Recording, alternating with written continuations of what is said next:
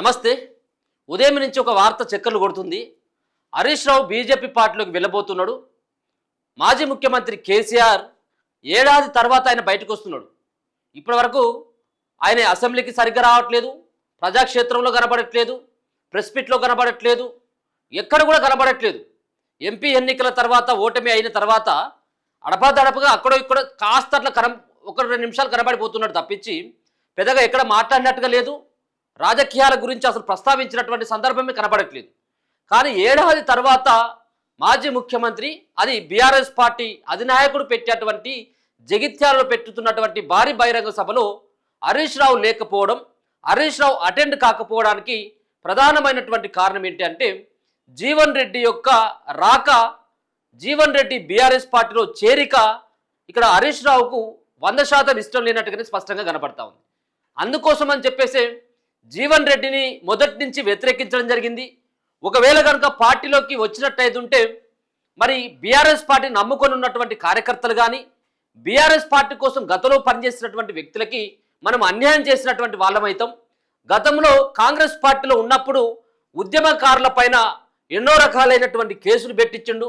అలాగే తెలంగాణ ఉద్యమంలో పనిచేసినటువంటి వాళ్ళని అరగదొక్కేటువంటి ప్రయత్నం చేసినటువంటి జీవన్ రెడ్డిని ఎట్టి పరిస్థితుల్లో మన పార్టీలోకి తీసుకోవద్దని చెప్పేసి కేసీఆర్ను సైతం కూడా కోరినట్టుగా తెలుస్తూ ఉంది. కానీ ఇప్పుడున్నటువంటి నేపథ్యంలో బీఆర్ఎస్ పార్టీలోకి ఎవరొచ్చినా కానీ ఆహ్వానించినటువంటి స్థితిలో బీఆర్ఎస్ పార్టీ ఉంది. ఎందుకంటే మొన్న ఓటమి పాలు చెందడం, రాను రాను బీఆర్ఎస్ పార్టీ యొక్క మనుగడ కనపడకపోవడం, బీఆర్ఎస్ పార్టీ భవిష్యత్తులో ప్రభావం చూపెట్టేటువంటి అవకాశం లేకపోవడంతో వచ్చినటువంటి అవకాశాన్ని సద్వినియోగం చేసుకోవాలన్నటువంటి భావనతోటి కేసీఆర్ కానీ కేటీఆర్ కానీ ఉన్నాడు.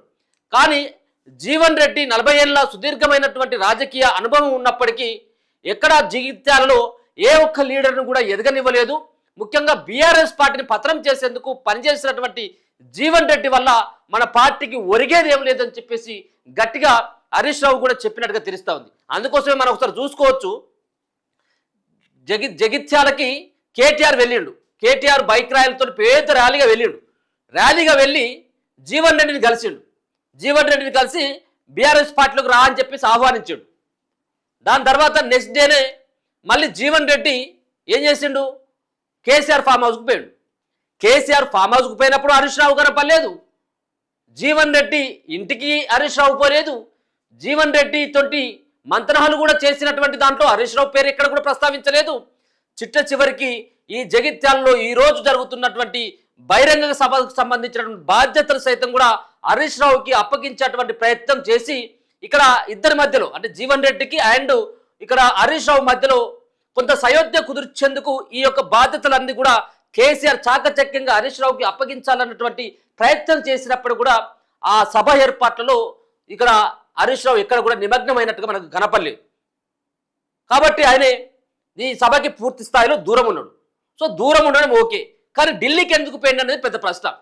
సో ఏడాది తర్వాత తన మామ బీఆర్ఎస్ పార్టీ అధినేత ఒక భారీ బహిరంగ సభ పెడతా ఉంటే ఇక్కడ రాకపోవడానికి ప్రధానమైనటువంటి కారణం ఏంటిది అంటే బీఆర్ఎస్ పార్టీని వదిలేసి హరీష్ రావు బీజేపీ పార్టీలోకి వెళ్ళబోతున్నాడు అన్నటువంటి వార్తలు గుప్పమంటా ఉన్నాయి. ఇది మొదటిసారేమి కాదు.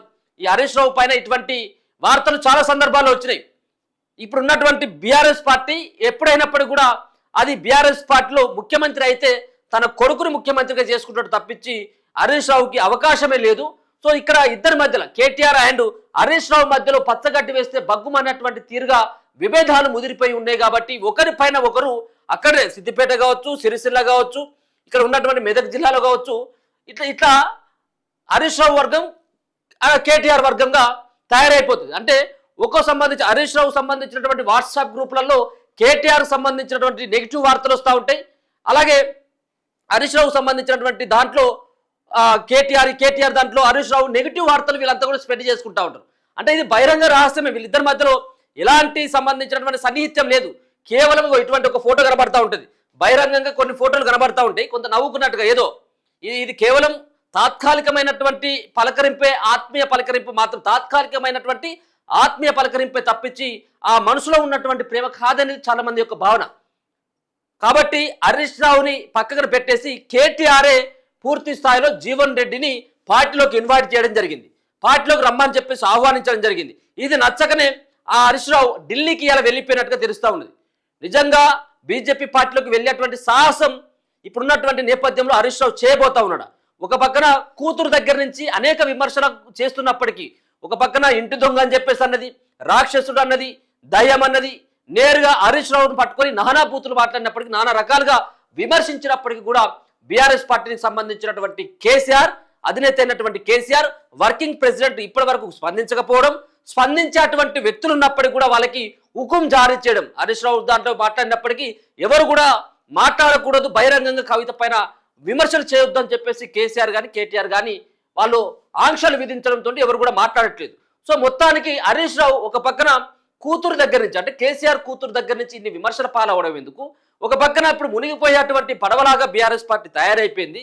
సో నేను వద్దన్నటువంటి నేతలను సైతం కూడా బీఆర్ఎస్ పార్టీలోకి తీసుకోవడం, ఇది ఇష్టం లేకనే అక్కడ ఢిల్లీకి వెళ్ళి బీజేపీ పార్టీకి సంబంధించినటువంటి పెద్దలతోటి ఆయన కలిసేటువంటి ప్రయత్నం చేస్తూ ఉన్నాడు. బీజేపీ పార్టీలోకి వెళ్లేందుకు ఆయన లైన్ క్లియర్ చేసుకుంటున్నాడు అనేది ఇప్పుడున్నటువంటి ఈ పొలిటికల్ హాట్ టాపిక్గా మారింది. దీనిపైన నేను ఒక్కనే కాదు మాట్లాడడం, ఇక్కడ ఉన్నటువంటి జగిత్యాలకు సంబంధించినటువంటి పార్టీ ఫిరాయింపులకు పాల్పడ్డటువంటి ఎమ్మెల్యే డాక్టర్ సంజయ్ కూడా ఇదే అంశాన్ని కూడా ఆయన లేవనెత్తడం జరిగింది. హరీష్ రావు ఇలా పక్కన లేకపోవడం, మరో పక్కన కేసీఆర్ ఇంటికి జీవన్ రెడ్డి వెళ్ళినప్పటికీ కూడా అక్కడ కలిసేటువంటి ప్రయత్నం చేయలేదు, ఎక్కడ కూడా ఆయన కనపడ్డటువంటి పరిస్థితి లేదు.